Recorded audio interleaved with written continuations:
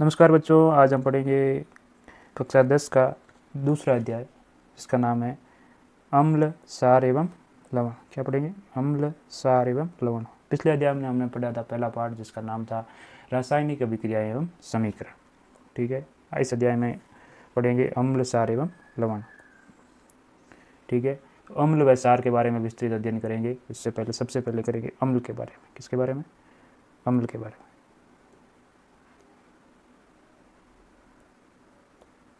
अम्ल के बारे में परिभाषा पढ़ लेते हैं कि अम्ल शब्द किससे बना? एसिड बोलते हैं इसको। अंग्रेजी में क्या बोलते हैं? एसिड। जो किस भाषा से बना है? लैटिन भाषा का शब्द है। कैसा? लैटिन भाषा का शब्द है, जो एसिडस शब्द से बना है। किससे बना है? एसिडस शब्द से बना है। एसिडस का अर्थ होता है स्वाद में खट्टा। क्या होता है? स्वाद में खट्टा। अम्ल, अम्लों के गुण। गुण क्या है? कि ये स्वाद में क्या होते हैं? खट्टे होते हैं। और इसका दूसरा गुण है कि ये नीले लिटमस पत्र को क्या कर देते हैं? लाल कर देते हैं। क्या कर देते हैं? लाल। नीले लिटमस पत्र को लाल। इसका हमने एक ट्रिक बनाई है, जिसका नाम है अनिल। क्या है? अनिल। ऐसे अम्ल हो जाएगा। क्या हो जाएगा? अम्ल। नी से हो जाएगा नीला। क्या हो जाएगा? नीला। और ल से हो जाएगा लाल। मतलब कि अम्ल नीले लिटमस पत्र को क्या कर देते हैं? लाल कर देते हैं। तीसरा गुण है कि अम्ल संक्षारक प्रकृति के होते हैं। कैसे होते हैं? संक्षारक। संक्षारक प्रकृति का मतलब होता है कि जब अम्ल के संपर्क में आने पर किसी धातु या पदार्थ की सतह क्या हो जाती है? सरित या टूटने लगे या खराब हो जाती है, तो उस अम्ल की क्या कहलाती है? वो संक्षारक प्रकृति कहलाती है। ठीक है, तो ये होगी अम्ल के परिभाषा। किस भाषा से बना है? तो लैटिन भाषा से बना है। स्वाद में कैसा होता है? कि खट्टा होता है। ठीक है, ये क्या कर देता है? कि नीले लिटमस पत्र को क्या कर देता है? लाल कर देता है। ठीक है, अब लिटमस पत्र क्या होता है? लिटमस पत्र सूचक होता है किसको? जो मतलब बताता, इंडिकेट करता है कि अम्ल है या सार है। ठीक है, इसका पता लगाने के लिए किसका उपयोग किया जाता है? लिटमस पत्र का। लिटमस पेपर होता है वो पादप वर्ग के थेलोफाइटा वर्ग से पादप है, जिसका नाम क्या है? लाइक है। थेलोफाइटा वर्ग का एक पादप है, जिसका नाम क्या है? लाइक है, जो बैंगनी रंग के रंजक के रूप में होता है, जिसको रासायनिक क्रिया द्वारा लिटमस पेपर बनाया जाता है। ठीक है, ये हो गया लिटमस पत्थर, जो सूचक होता है, इंडिकेटर होता है, जिसके द्वारा अपन पता लगा सकते हैं कि अम्ल है या सार है। ठीक है, अम्ल के स्रोत। क्या? अम्ल के स्रोत। अम्ल के स्रोत कौन कौन से है, उसके बारे में पढ़ेंगे। सबसे पहला है लाल सिटी। लाल सिटी के डंक में कौन सा अम्ल पाया जाता है? लाल सिटी के डंक में कौन सा अम्ल पाया जाता है? उसका नाम क्या है? मेथेनोइक अम्ल। क्या नाम है? मेथेनोइक अम्ल, जिसका सूत्र है HCOOH। HCOOH, वो क्या नाम है उसका? मेथेनोइक अम्ल। दूसरा उदाहरण है सिरका।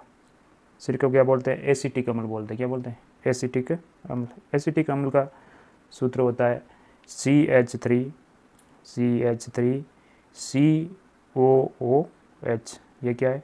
एसिटिक अम्ल है। ठीक है, दही में पाए जाने वाले अम्ल का नाम है लैक्टिक अम्ल। क्या नाम है? लैक्टिक अम्ल।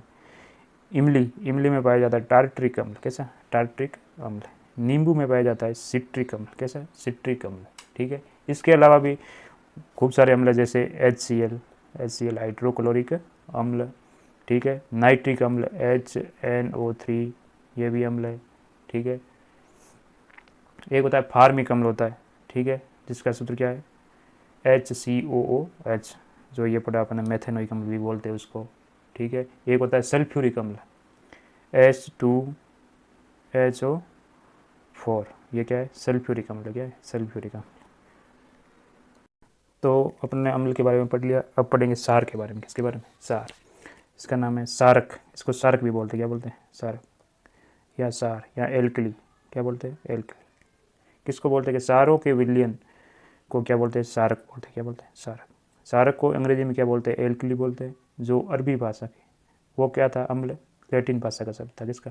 लैटिन। और यह है अरबी भाषा का शब्द। किससे बना? अरबी भाषा के एल्किन शब्द से बना। किससे? एल्किन शब्द से। एल्किन का अर्थ होता है जले हुए पेड़ों की राख। क्या होता है? जले हुए पेड़ों की राख, जिसका टेस्ट कैसा हो? कड़वा होता है। किसका? कड़वा। जले हुए पेड़ों की राख जैसा होता है, जिसका टेस्ट कैसा होता है? कड़वा होता है। वो क्या कहलाता है? सार कहलाता है। क्या कहलाता है? सार।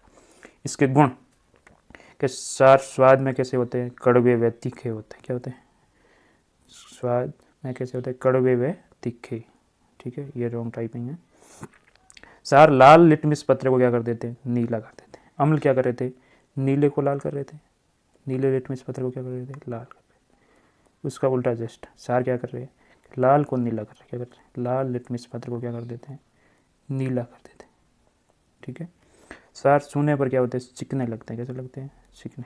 ठीक है, सार क्या करते हैं, जलीय विलयन में क्या देते हैं, OH माइनस आयन देते हैं। क्या देते हैं, OH माइनस आयन। जबकि अम्ल क्या देते हैं, hydrogen plus ion, H plus ion देते हैं। क्या देते हैं, ये तो देते हैं अम्ल। और सार कैसा देते हैं, OH माइनस। ठीक है, अब पढ़ेंगे सारों के उदाहरण, कौन कौन से सार होते हैं। जैसे पहला है सोडियम हाइड्रोक्साइड। क्या, सोडियम हाइड्रोक्साइड। सोडियम हाइड्रोक्साइड का सूत्र होता है NaOH। क्या होता है, NaOH। दूसरा है पोटेशियम हाइड्रोक्साइड। ये भी क्या है, एक सार है। देखो सार के पीछे OH साइन लगा हुआ है, इसके पीछे भी है, इसके पीछे भी है। मैग्नीशियम हाइड्रोक्साइड Mg कोष्टक बंद OH और 2। और एक होता है कैल्शियम हाइड्रोक्साइड CaOH2। ठीक है, ये क्या है, विभिन्न सारों के उदाहरण है।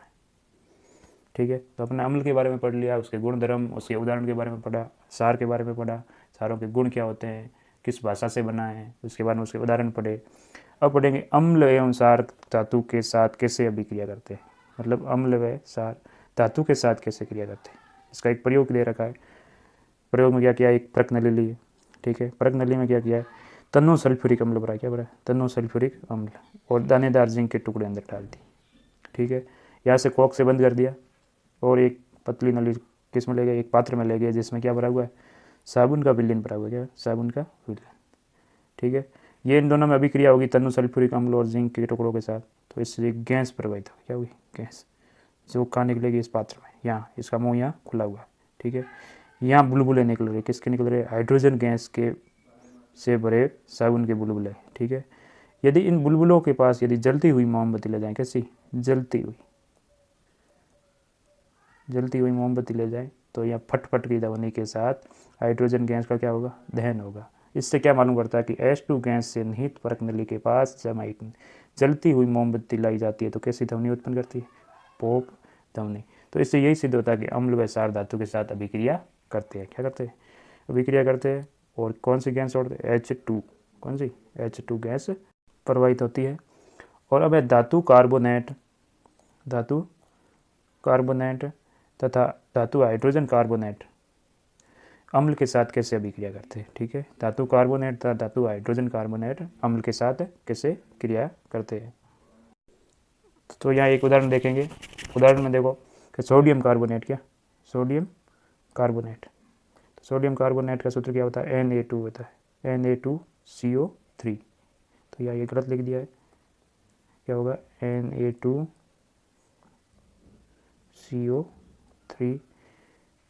वो किससे क्रिया करेगा, HCl हाइड्रोक्लोरिक अम्ल से क्रिया करेगा। तो क्या होगा, अभिक्रिया होगी। अभिक्रिया के ये तो अभिकारक हो गए, और ये उत्पाद के रूप में अपने को क्या प्राप्त होगा, उत्पाद के रूप में क्या प्राप्त होगा, सोडियम कार्बोनेट और HCl क्रिया करेंगे, अभिक्रिया करेंगे, तो क्या प्राप्त होगा, NaCl। क्या होगा, NaCl सोडियम क्लोराइड, H2O जल, और CO2 कार्बन डाइऑक्साइड प्राप्त होगी।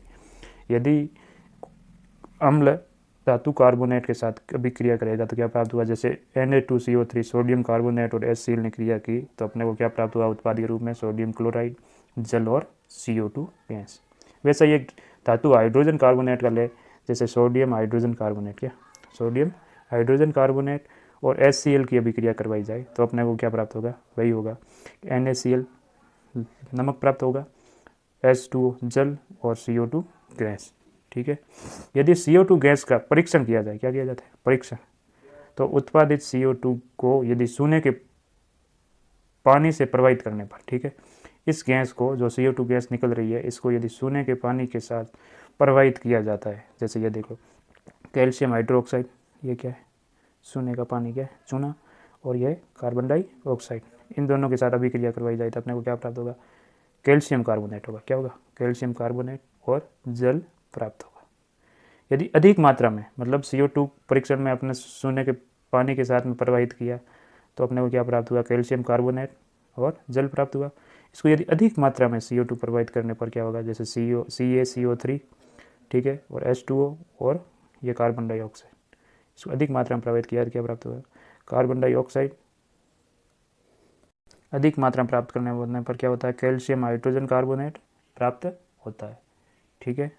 तो यदि CO2 गैस को अधिक मात्रा में प्रोवाइड करने पर क्या होता है, प्राप्त कैल्शियम हाइड्रोजन कार्बोनेट, ठीक है। तो धातु कार्बोनेट तथा धातु हाइड्रोजन कार्बोनेट की अभिक्रिया को इस प्रकार भी लिख सकते हैं, जैसे धातु कार्बोनेट, धातु हाइड्रोजन कार्बोनेट को यदि अम्ल के साथ क्रिया करवाई जाती है, अभिक्रिया करवाई जाती है, अपने को क्या होता है, लवण प्राप्त होता है, जैसे ये NaCl, कार्बन डाइऑक्साइड जैसे ये, और जल प्राप्त होता है, क्या होता है, जल प्राप्त होता है। अब आगे है अम्ल व क्षारक परस्पर कैसे अभिक्रिया करते हैं, ठीक है, ये गलत लिखा हुआ है,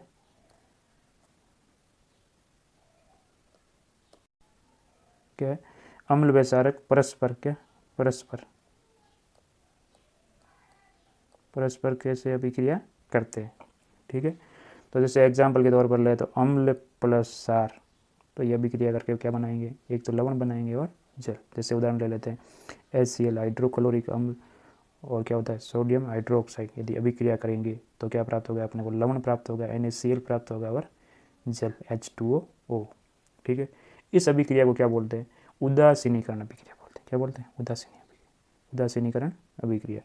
यह परिभाषा देख लो, जब अम्ल व क्षार परस्पर अभिक्रिया करके एक दूसरे के प्रभाव को समाप्त कर क्या बनाते हैं, लवण व जल का निर्माण करते हैं, तो इस प्रकार की अभिक्रिया को उदासीनीकरण अभिक्रिया कहते हैं, ठीक है। मतलब अम्ल व क्षार आपस में परस्पर मतलब क्रिया करेंगे तो क्या प्राप्त होगा अपने को, तो लवण प्राप्त होगा और एक जल प्राप्त होगा, ठीक है। अब है आगे अम्लों के साथ धात्विक ऑक्साइड की अभिक्रिया, किसकी, धात्विक ऑक्साइड की अभिक्रिया। धात्विक ऑक्साइड देख लो, कॉपर ऑक्साइड, क्या है, कॉपर ऑक्साइड, साथ में क्या है, अम्ल, क्या है, अम्ल, 2 हाइड्रोक्लोरिक अम्ल HCl, ठीक है। तो क्या प्राप्त होगा, कॉपर क्लोराइड और H2O, ठीक है।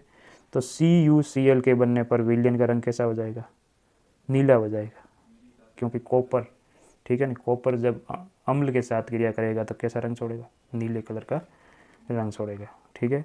तो अम्लों के साथ धातु ऑक्साइड की अभिक्रिया करने पर क्या प्राप्त हो गया अपने को, कॉपर क्लोराइड और H2O।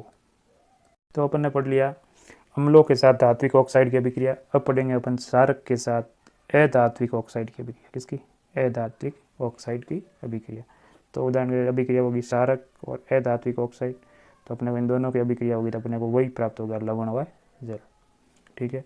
जैसे ये कैल्शियम हाइड्रोक्साइड, ठीक है, ये तो क्या है, क्षार है, और ये क्या है, अधात्विक ऑक्साइड में क्या रूप में क्या लिया आपने, CO2 कार्बन डाइऑक्साइड लिया, ठीक है।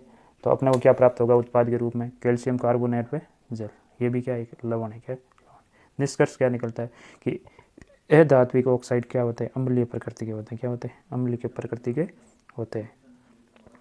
अब अधात्विक ऑक्साइड के साथ क्षारक की क्रिया के बाद अब पढ़ेंगे जलीय विलयन में अम्ल व क्षार कैसी अभिक्रिया दर्शाते हैं, ठीक है ना, जलीय विलयन के साथ। तो उसमें पढ़ेंगे जैसे अम्ल जल की उपस्थिति में क्या करते हैं, H+ आयन देते हैं, क्या देते हैं, H+ आयन देते हैं। मतलब अम्ल व क्षार जलीय विलयन में कैसी क्रिया करते हैं उसके बारे में पढ़ेंगे। तो जल की उपस्थिति में अम्ल क्या करते हैं, H+ आयन देते हैं, ठीक है ना। H+ आयन किस रूप में पाया जाता है, H3O हाइड्रोनियम के रूप में पाया जाता है, H3O+, ठीक है ये। और अब है H+H2O, तो ये मतलब हाइड्रोजन आयन और जल आपस में क्रिया करेंगे, क्योंकि हाइड्रोजन आयन ये तो क्या है, अम्ल, जलीय विलयन में कैसा आयन देते हैं, H+ देते हैं, यह सूत्र हो गया जल का। इन ये H+ जब H2 के साथ जुड़ जाएगा तो क्या हो जाएगा, H3 हो जाएगा, और H3O+ आयन देते हैं, ठीक है। जैसे अम्ल को ले लो, जैसे HCl, ये तो क्या हाइड्रोक्लोरिक अम्ल हो गया, इसको यदि जलीय विलयन के साथ अभिक्रिया करवाई जाए तो क्या होगा, ये H यहाँ जाएगा H2 के साथ, तो हो जाएगा H3, और ये O और ये Cl है वो क्या हो जाएगा, अलग हो जाएगा, ठीक है। तो क्या करते हैं, अम्ल जलीय विलयन के साथ क्या करते हैं, H+ आयन देते हैं, जिसका नाम क्या होता है, हाइड्रोनियम आयन होता है, जिसको क्या बोलते हैं, H3O। अब है क्षारक। क्षारक जल की उपस्थिति में कैसा आयन देते हैं, OH- आयन देते हैं, क्या देते हैं, OH-। जैसे उदाहरण के तौर पर अपन ले लें सोडियम हाइड्रोक्साइड, ठीक है, NaOH, जिसकी क्रिया यदि जल से करवाई जाए, H2O से करवाई जाए, ठीक है, H2O, तो क्या होगा, Na+ आयन देगा और ये OH आयन, जो क्या होता है क्षारक जल की उपस्थिति में कैसा आयन देते हैं, OH-। जैसे दूसरा उदाहरण ले, जैसे पोटेशियम ऑक्साइड, हाइड्रोक्साइड, तो पोटेशियम हाइड्रोक्साइड की क्रिया यदि H2O से कराएं तो क्या होगा, K+ आयन देगा और OH-, क्योंकि क्षार क्या करते हैं, जलीय विलयन में OH- आयन देते हैं, ठीक है। अब क्षारक के गुण, क्षारक के गुण क्या है, सभी क्षारक जल में घुलनशील नहीं होते, ठीक है, मतलब जलीय विलयन में OH- आयन तो देते हैं, परंतु सभी क्षारक क्या होते हैं, जल में घुलनशील नहीं होते। जल में घुलनशील क्षारक को ही क्या बोलते हैं, क्षार बोलते हैं, क्या बोलते हैं, क्षार। क्षार की परिभाषा क्या होगी, जल में घुलनशील क्षारक ये क्या कहलाएंगे, क्षार कहलाएंगे, और वो क्या देंगे, OH- आयन देंगे। इनका स्पर्श साबुन की तरह होता है, स्वाद में क्या होते हैं, कड़वे होते हैं, प्रकृति कैसी होती है, संक्षारक होती है। इन्हें कभी छूना या सकना नहीं चाहिए, क्योंकि ये क्या होते हैं, हानिकारक होते हैं, कड़वे होते हैं तो वैसे ही हानिकारक होंगे, ठीक है। अब है जल के साथ अम्ल व क्षार को मिलाते समय क्या सावधानी, ये गलत प्रिंट हो गया, सॉरी, अम्ल व, बच्चों शुरू में हो जाती है भूल, अम्ल व क्षार ये लिखना है यहाँ पर, ठीक है। जल के साथ अम्ल व क्षार मिलाते समय क्या क्या सावधानी रखनी चाहिए, इसमें क्या होना चाहिए कि हमेशा अम्ल व क्षार को जल में धीरे धीरे मिलाना चाहिए। कैसे करना, धीरे धीरे मिलाना चाहिए, क्योंकि ये क्या एक उष्माक्षेपीय अभिक्रिया, अपना पिछले पार्ट में पढ़ा था, दो अभिक्रिया उष्मा के आधार पर, उष्माक्षेपीय अभिक्रिया और उष्मा शोषी अभिक्रिया। उष्माक्षेपीय अभिक्रिया में क्या होता है कि अभिक्रिया के दौरान उष्मा क्या होती है, उत्सर्जित होती है, क्या होती है, उत्सर्जित होती है, वो कैसी कहलाती है, उष्माक्षेपी। और जिसमें जिस अभिक्रिया के लिए उष्मा की आवश्यकता पड़ती है उसको क्या बोलते हैं, उष्मा शोषी अभिक्रिया, ठीक है। तो ये कैसी अभिक्रिया है, उष्मा शेपीय अभिक्रिया, इसलिए कांस्य पात्र को लगातार हिलाते रहना चाहिए। अब है बच्चों कि अम्ल व क्षारक के विलयन की प्रबलता क्या है, अम्ल व क्षारक के विलयन की प्रबलता, मतलब कौन सा प्रबल है कौन सा दुर्बल है, मतलब प्रबल अम्ल होता है, दुर्बल अम्ल होता है, प्रबल क्षार होता है, दुर्बल क्षार भी होता है, ठीक है। मतलब इसका अंदाज़ा कैसे लगाएंगे, कैसे पता लगेगा कि ये प्रबल अम्ल है, ये दुर्बल अम्ल है, ठीक है। तो किसी अम्ल या क्षारक की प्रबलता उसके द्वारा उत्पन्न H+ आयन और OH- आयनों की सांद्रता पर निर्भर करती है, क्या करती है, सांद्रता पर निर्भर करती है, ठीक है ना। किसी अम्ल व क्षारक की प्रबलता उसके द्वारा उत्पन्न H+ आयन और OH- आयनों की सांद्रता पर निर्भर करती है, ठीक है। इसका पता लगाने के लिए एक सूचक है, इसको क्या बोलते हैं, सार्वभौमिक सूचक या सार्वत्रिक सूचक। ये क्या होता है कि ये अनेक सूचकों का क्या है, मिश्रण होता है। ये सूचक किसी विलयन में हाइड्रोजन आयन की विभिन्न सांद्रता को विभिन्न रंगों में प्रदर्शित करते हैं और अनुमान लगाते हैं, पता लगाते हैं कि कौन सा अम्ल प्रबल है और कौन सा दुर्बल है, ठीक है। इस सांद्रता को ज्ञात करने के लिए एक स्केल का निर्माण किया गया था, किसका, स्केल का, जिसका नाम है PS स्केल। क्या, PS स्केल। PS स्केल क्या है कि किसी विलयन में उपस्थित हाइड्रोजन आयन की सांद्रता ज्ञात करने के लिए, मतलब हाइड्रोजन आयन की सांद्रता ज्ञात करने के लिए स्केल विकसित किया गया था, जिसे क्या बोलते हैं, PS स्केल। इसमें P का मतलब होता है, पे नहीं है, P है, क्या P का P सूचक है पुष्यांश का, क्या पुष्यांश का, जो क्या एक जर्मन शब्द है, ठीक है, जर्मन शब्द है जिसका अर्थ होता है शक्ति। क्या होता है, शक्ति। इस PS स्केल में सामान्यतः 0 से 14 तक क्या होते हैं, PS ज्ञात किया जाता है, मतलब 0 से लगाकर 14 तक PS ज्ञात किया जाता है।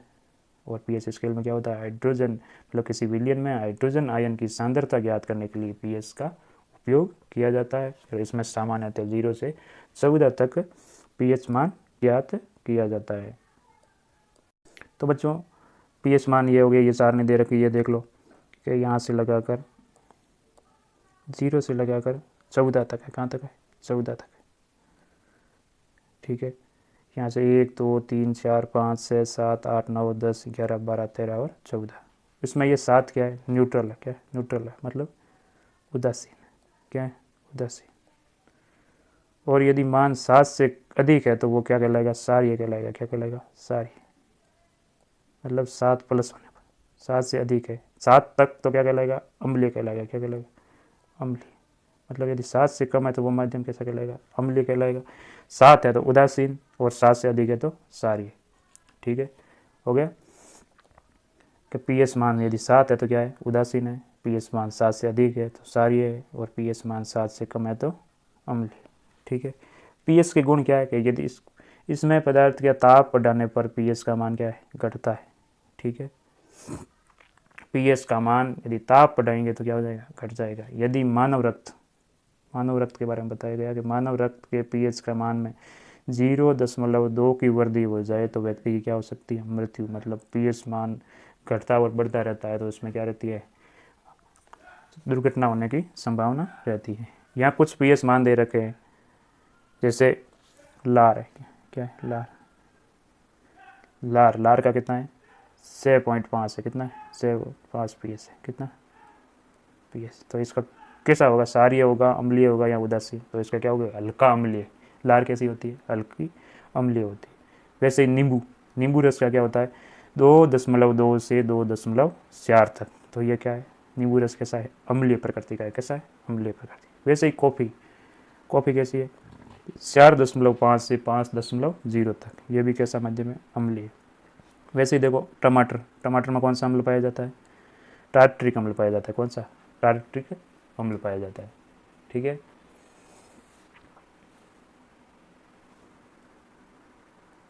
टमाटर में एसिटिक अम्ल पाया जाता है। कौन सा, एसिटिक अम्ल। और इसका पीएच मान है 4.0 से 4.4 तक। कितना, 4.0 से 4.4 तक। शुद्ध जल होता है, उसका पीएच मान कितना होता है, 7 होता है। इसलिए इसका क्या बोलते हैं, उदासीन। कैसा है, उदासीन। क्योंकि यदि उसका पीएच मान यदि 7 है तो वो माध्यम कैसा होगा, उदासीन होगा। क्या होगा, उदासीन। ठीक है, मानव रक्त का पीएच मान होता है 7.2 से 7.4 तक। ठीक है, इसके यदि 0.2 ही वृद्धि हो जाए तो क्या हो जाएगी, व्यक्ति की मृत्यु हो सकती है। मानव मूत्र का पीएच मान होता है 4.8 से 8.4 तक। और यदि ताज़ा दूध है तो उसका पीएच मान कितना होगा, 6.4 तक। कितना, 6.4 तक। तो बच्चों अपन ने पढ़ लिया पीएच सारणी के बारे में और पीएच के उदाहरण भी पढ़ लिए। परंतु इस पीएच में कौन कौन से किस पदार्थ का कितना पीएच होता है, जैसे लार का, टमाटर के रस का, नींबू के रस का। ठीक है, मानव रक्त का, मानव मूत्र का, ताज़े दूध का पीएच मान के बारे में पढ़ा। अब पढ़ेंगे हम पीएच परिवर्तन का दैनिक जीवन में क्या प्रभाव पड़ता है। ठीक है, मतलब यदि पीएच का मान ऊपर नीचे होगा तो दैनिक जीवन में अपने पर क्या प्रभाव पड़ेगा। ठीक है, जैसे कि हमारा शरीर क्या करता है, 7 से 7.8 पीएच के बीच में कार्य करता है। ठीक है, इससे यदि कम या अधिक होगा, जैसे 0.2 की यदि वृद्धि होगी तो उसमें क्या हो जाता है, मृत्यु तक हो जाती है। तो एक तो बड़ा प्रभाव ये पड़ता है। एक होता है जैसे मानव मुख का पीएच मान कितना होता है, 6.5। मतलब हल्का क्या होता है, अम्लीय होता है। ठीक है, हल्का अम्लीय होता है, मतलब उदासीन से 0.5 कम होता है। ठीक है, जैसे 7 से 0.5 ही कम है, मतलब हल्का अम्लीय होता है। जबकि इसका पीएच मान यदि 5.6 से कम हो जाता है, मतलब पीएच मान कितना, 5.6 से कम हो जाता है, दांत का क्या होता है, शरण, मतलब नष्ट होना प्रारंभ हो जाते हैं। ठीक है, इसलिए अपन क्या करते हैं, कोलगेट करते हैं। क्या करते हैं, कोलगेट में क्या पाए जाते हैं, सार पाए जाते हैं, जिससे क्या हो जाता है, मुंह का पीएच मान क्या हो जाता है, बढ़ जाता है, मतलब हल्का सारीय हो जाता है। ठीक है ना। वैसे ही मधुमक्खी के डंक में मेथेनोइक अम्ल पाया जाता है। कैसा, मेथेनोइक अम्ल। ठीक है, जिससे क्या होता है, जलन व दर्द होता है। ठीक है, ये भी क्या है, पीएच का प्रभाव है। ठीक है, क्योंकि अम्ल होगा, मेथेनोइक अम्ल का पीएच मान हल्का, मतलब हल्का अम्लीय नहीं होगा, अधिक अम्ल होगा, तो इससे क्या होता है, जलन व दर्द होता है। वैसे ही एक होती है अम्लीय वर्षा। क्या होती है, अम्लीय वर्षा। अम्लीय वर्षा में क्या होता है कि जब वर्षा जल का पीएच मान 5.6 से क्या हो जाता है, कम हो जाता है, तो अम्लीय वर्षा कहलाती है। क्या कहते हैं, अम्लीय वर्षा। मतलब शुद्ध जल का पीएच मान तो 7 होता है, वो क्या होता है, उदासीन होता है। परंतु जब पीएच मान उसी जल का जब 5.6 से कम हो जाता है तो वो अम्लीय वर्षा कहलाएगी। क्या कहलाएगी, अम्लीय वर्षा।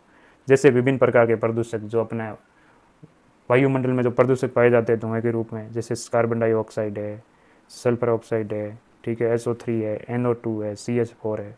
तो ये क्या करते थे, मतलब बरसात होती है तो उसमें साथ में मिल जाते हैं, जिससे क्या होता है, अम्लीय वर्षा का रूप ले लेते हैं, जिससे क्या होता है, नुकसान होता है। इससे क्या होता है, पीएच मान कम हो जाएगा। पीएच मान कम हो गया, 5.6 से कम हो जाएगा तो वो क्या कहलाएगी, अम्लीय वर्षा कहलाएगी। जिससे क्या होता है, जैसे कि बड़ी बड़ी इमारतें, जैसे ताजमहल हो गया, तो उसको क्या करेंगे, नुकसान पहुँचाएगी, क्योंकि संगमरमर से क्या होता है, ये अम्ल उसको शरण कर देते हैं। क्योंकि अम्ल के संपर्क में आने पर क्या होता है, शरण होता है, संक्षारक प्रकृति के होते हैं। कैसे होते हैं, संक्षारक प्रकृति के। ठीक है, हमारे पाचन तंत्र का पीएच मान, मतलब पीएच मान पाचन तंत्र को भी प्रभावित करते हैं। जैसे भोजन के पाचन के लिए जठर ग्रंथियों द्वारा अमाशय में क्या होता है, जठर रस उत्पन्न किया जाता है। ठीक है, ठीक है ना, क्या करते हैं, जठर रस उत्पन्न किया जाता है। किंतु कभी कभी अपच, मतलब भोजन की स्थिति में, अपच भोजन की स्थिति होने पर अधिक मात्रा में जठर रस उत्पन्न हो जाता है। क्या होता है? अधिक मात्रा में जठर रस उत्पन्न हो जाता है, जिससे पेट में क्या होता है? दर्द होता है। क्या होता है? दर्द व जलन का अनुभव होता है। किसका? दर्द व जलन का। और यही स्थिति क्या कहलाती है? एसिडिटी कहलाती है। एसिडिटी अर्थात अम्लता कहलाती है। क्या कहलाती है? अम्लता। मतलब जरूरत से अधिक यदि जठर ग्रंथि जठर रस उत्पन्न कर रही है, जिससे क्या होता है? अपच की स्थिति उत्पन्न हो जाती है। अपच की स्थिति से क्या होता है? पेट में दर्द होता है, जलन का अनुभव होता है, और यह स्थिति क्या कहलाती है? एसिडिटी या अम्लता कहलाती है। एसिडिटी को कम करने के लिए दुर्बल सारक, कैसे? दुर्बल सारक का उपयोग किया जाता है, जिनको क्या बोलते हैं? प्रति अम्ल कहते हैं। क्या बोलते हैं? प्रति अम्ल। जैसे बेकिंग सोडा है, जिसका नाम क्या है? NaHCO3। जैसे मिल्क ऑफ मैग्नीशिया है, MgOH2। तो ये क्या है? जैसे इनो है, तो उसमें क्या है? यही पाए जाते हैं। क्या पाए जाते हैं? दुर्बल सार पाए जाते हैं। क्या कहते हैं? दुर्बल सार, जो क्या करते हैं? उसको अम्लीय माध्यम को क्या करते हैं? हल्का सारीय बनाते हैं, जिससे एसिडिटी कम होती है। ठीक है। वैसे ही लवण, क्या है? लवण। लवण का सूत्र अपने पढ़ा ही है, NaCl। ठीक है। जब अम्ल व क्षारक, अपने पढ़ा कि जब अम्ल व क्षारक परस्पर क्रिया करते हैं, पीछे टॉपिक में पढ़ा था आपने कि जब अम्ल व क्षारक परस्पर क्रिया करते हैं तो क्या बनाते हैं? लवण बनाते हैं और जल बनाते हैं। जैसे ये HCl अम्ल, NaOH क्षार, दोनों ने अभिक्रिया की तो उत्पाद के रूप में NaCl और H2O। ठीक है। वैसे अन्य लवण है CaCl2, KCl, potassium chloride, copper sulphate, ये क्या है? अम्ल है। लवण है। क्या? सॉरी, लवण है।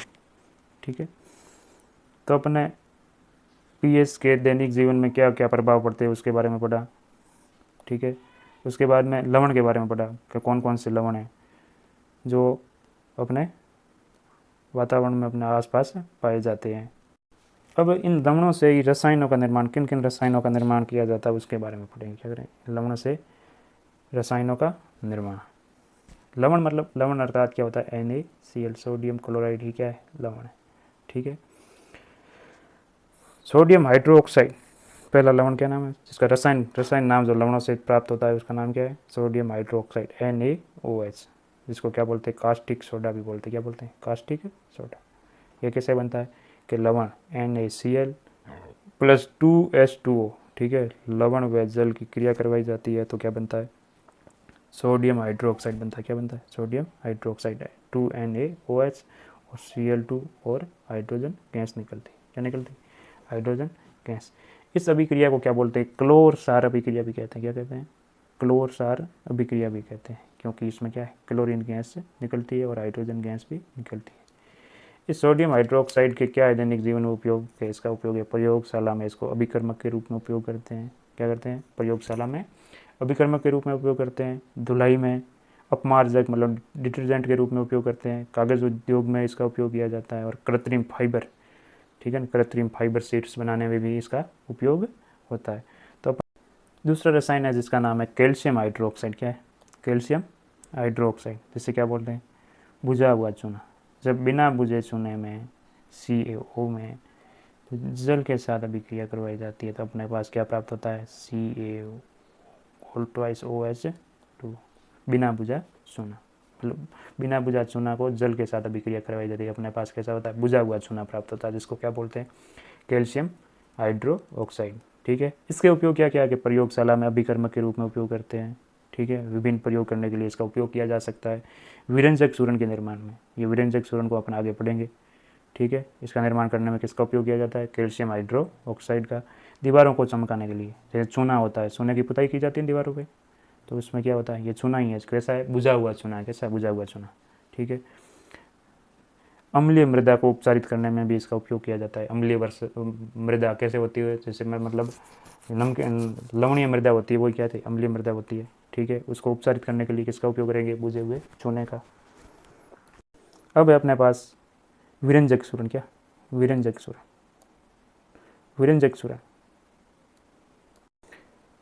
विरंजक सूरन में क्या होता है? अपने को पता है कि बुझा हुआ चूना, कैल्शियम हाइड्रोक्साइड, कैल्शियम हाइड्रोक्साइड को किससे क्रिया करवाएंगे? क्लोरीन से करवाएंगे। किससे करवाएंगे? क्लोरीन से। ठीक है। तो अपने पास क्या होगा? क्या प्राप्त होगा उत्पाद के रूप में? CaO Cl2। ठीक है। कैल्शियम ऑक्सीक्लोराइड, जिससे क्या बोलेंगे अपन? कैल्शियम ऑक्सीक्लोराइड, जिसको क्या बोलते हैं? विरंजक सूरन। जो किससे बनता है, बुझा हुआ चूना को यदि क्लोरीन के साथ अभिक्रिया करवाई जाती है तो अपने को प्राप्त होता है कैल्शियम ऑक्सीक्लोराइड, जिसको क्या बोलते हैं, विरंजक चूर्ण। इसके गुण क्या क्या है कि ये पीले रंग का कठोर पदार्थ है। कैसा है, पीले रंग का कठोर पदार्थ है। और ये तीक्ष्ण गंध युक्त होता है। कैसे, तीखी गंध होती है इसकी। और ये ठंडे जल में क्या होता है, विलय होता है। इसके दैनिक जीवन में क्या क्या उपयोग है, जैसे सौंदर्य प्रसाधन में इसका उपयोग किया जाता है, जैसे क्रीम है, पाउडर है, वो बनाने में इसका प्रयोग होता है। कपड़ों वस्त्रों के विरंजन के रूप में, मतलब सूखी धुलाई में इसका उपयोग किया कर सकते हैं। ठीक है, वस्त्रों की धुलाई करने में इसका, ठीक है, लॉन्ड्री वाले इसका उपयोग करते हैं। पीने वाले जल को जीवाणुओं से मुक्त करने के लिए भी विरंजक चूर्ण का उपयोग किया जाता है। कागज़ के उद्योग में इसका उपयोग किया जा सकता है। ठीक है, तो विरंजक चूर्ण के अनेक उपयोग है। ठीक है, यह बनता कैसे है कि बुझा हुआ चूना को यदि क्लोरीन के साथ अभिक्रिया करवाई जाए तो क्या प्राप्त होता है, अपने को विरंजक चूर्ण प्राप्त होता है। अब है बेकिंग सोडा। क्या, बेकिंग सोडा, जिसको क्या बोलते हैं, खाने का सोडा भी बोलते हैं। क्या बोलते हैं, खाने का सोडा। इसका रासायनिक नाम है सोडियम हाइड्रोजन कार्बोनेट। क्या, सोडियम हाइड्रोजन कार्बोनेट। यह भी क्या होता है, लवण के रसायन है, लवण से बनता है। जैसे NaCl को जल के साथ और अमोनिया के साथ अभिक्रिया करवाई जाती है। किसके साथ, NH3 के साथ क्रिया करवाई जाए तो क्या प्राप्त होगा, एक तो होगा अमोनियम क्लोराइड NH4Cl, और एक होगा सोडियम हाइड्रोजन कार्बोनेट, जिसे अपन क्या बोलते हैं, बेकिंग सोडा या खाने का सोडा, सोडियम हाइड्रोजन कार्बोनेट। इसके गुण क्या क्या है कि सफ़ेद रंग का ठोस पदार्थ है। क्या है, सफ़ेद रंग का ठोस पदार्थ है। और ये जल में विलय होता है। क्या होता है, जल में विलय होता है। इसको गर्म करने पर, सोडियम हाइड्रोजन कार्बोनेट को गर्म करने पर यह क्या करता है, CO2 गैस का उत्सर्जन करता है। किसका, CO2 गैस का उत्सर्जन करता है। ठीक है, इसके उपयोग है खाद्य पदार्थों में इसका उपयोग होता है। ठीक है, खाद्य पदार्थों में कैसे होता है, जैसे ब्रेड है, केक है, डबल रोटी इत्यादि को कोमल व स्पंजी बनाने के लिए बेकिंग सोडा का उपयोग किया जाता है। अग्निशमन यंत्रों में और अम्लता दूर करने में भी इसका उपयोग किया जाता है। तो इसका नाम क्या कहता है, बेकिंग सोडा, खाने का सोडा, सोडियम हाइड्रोजन कार्बोनेट।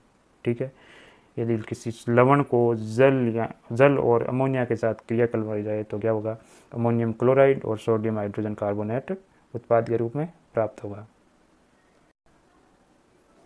अब है लास्ट में POP। POP का अर्थ क्या होता है, प्लास्टर ऑफ पेरिस। ठीक है, इसका उत्पादन कैसे होता है कि जिप्सम को, जिप्सम का सूत्र क्या होता है, CaHO4.2H2O। ठीक हो, जिप्सम को 373 से 393 केल्विन ताप पर यदि गर्म करने पर आंशिक निर्जलीकरण से, कैसा, आंशिक निर्जलीकरण से POP प्लास्टर ऑफ पेरिस प्राप्त होती है। ठीक है, मतलब जब जिप्सम को जल के साथ अभिक्रिया करवाई जाती है तो अपने को उत्पाद के रूप में क्या प्राप्त होता है, प्लास्टर ऑफ पेरिस और जल के डेढ़ अणु, कितने, डेढ़ अणु प्राप्त होते हैं। प्लास्टर ऑफ पेरिस का सूत्र है CaSO4.1/2H2O। ये क्या है, प्लास्टर ऑफ पेरिस। जब जिप्सम को जल के साथ अभिक्रिया करवाई जाती है तो आंशिक निर्जलीकरण से, कैसे, आंशिक निर्जलीकरण से 373 से 393 केल्विन पर आंशिक निर्जलीकरण करवाया जाता था, अपने को क्या प्राप्त होता है, plaster of Paris. Plaster of Paris क्यों कहते हैं, क्योंकि ये फ्रांस की राजधानी पेरिस में इसका निर्माण हुआ था सर्वप्रथम, तो इसलिए इसको प्लास्टर ऑफ पेरिस बोल दिया गया। मतलब जब 373 से 393 केल्विन ताप पर गर्म करेंगे तो अपने को क्या होगा, प्लास्टर ऑफ पेरिस प्राप्त होगा, क्योंकि आंशिक निर्जलीकरण होगा। और यदि इसी जिप्सम को 773 केल्विन पर गर्म किया जाए, यदि मतलब 773 केल्विन पर गर्म करके पूर्ण निर्जलीकरण करता है, कैसे, पूर्ण निर्जलीकरण से क्या प्राप्त होगा, मृत तापित प्लास्टर ऑफ पेरिस प्राप्त होगा, मृत तापित प्लास्टर प्राप्त होगा। ठीक है, क्या प्राप्त होगा, मृत तापित प्लास्टर प्राप्त होगा। ठीक है, इसके गुण क्या है कि यह सफ़ेद रंग का होता है। कैसा होता है, सफ़ेद रंग का होता है। और जल के संपर्क में आने पर 15 से 20 मिनट में कठोर होकर वापस जिप्सम का निर्माण कर लेता है। मतलब यह तो हो गया प्लास्टर ऑफ पेरिस। जब ये जल के संपर्क में आ जाएगा, किसमें, जल के संपर्क में आएगा तो वापस क्या बना देगा, जिप्सम बना देगा। ठीक है, तभी तो इसका डॉक्टर क्या उपयोग करते हैं, हड्डियों को जोड़ने में इसका उपयोग किया जाता है, क्योंकि प्लास्टर ऑफ पेरिस का लेप लगाया जाता है, क्योंकि हल्का सा जल में जल मिलाकर उसमें क्या लगाया जाता है, हड्डियों के ऊपर लेप लगा दिया जाता है। और जब प्लास्टर ऑफ पेरिस को थोड़ा हल्का जल मिल जाता है तो क्या होता है, वापस कठोर होकर जिप्सम बन जाता है। अब है प्लास्टर ऑफ पेरिस के उपयोग। क्या है, इसके उपयोग क्या होते हैं, उपयोग कि एक तो इसका उपयोग है हड्डियों को जोड़ने में, क्योंकि ये वापस प्लास्टर ऑफ पेरिस जल के संपर्क में आने पर कठोर हो जाता है और उसको लेप कर देते हैं तो कठोर हो जाता है, जिससे हड्डी इधर उधर हिल नहीं पाती है और आपस में जुड़ जाती है। भवन निर्माण में इसका उपयोग होता है। चौक, खिलौने, सजावटी सामान किसके बनाए जाते हैं? प्लास्टर ऑफ पेरिस के। अग्नि से परतों में इसका भी निर्माण होता है, जिससे क्या होता है? अग्निरोधी होते हैं, अधिक ताप सहन कर पाते हैं। ठीक है, तो बच्चों आज हमने क्या पढ़ा? अम्ल व सार। क्या पढ़ा? अम्ल व सार। ठीक है, उसके गुण धर्मों को जाना और उसके अम्ल किस किस के साथ अभिक्रिया करते हैं। ठीक है, तो दूसरा अध्याय अपना पूरा हुआ, अम्ल सारक एवं लवण। ठीक है, और आगे अब पढ़ेंगे तीसरा पार्ट। ठीक है, थैंक यू बच्चों, बाय।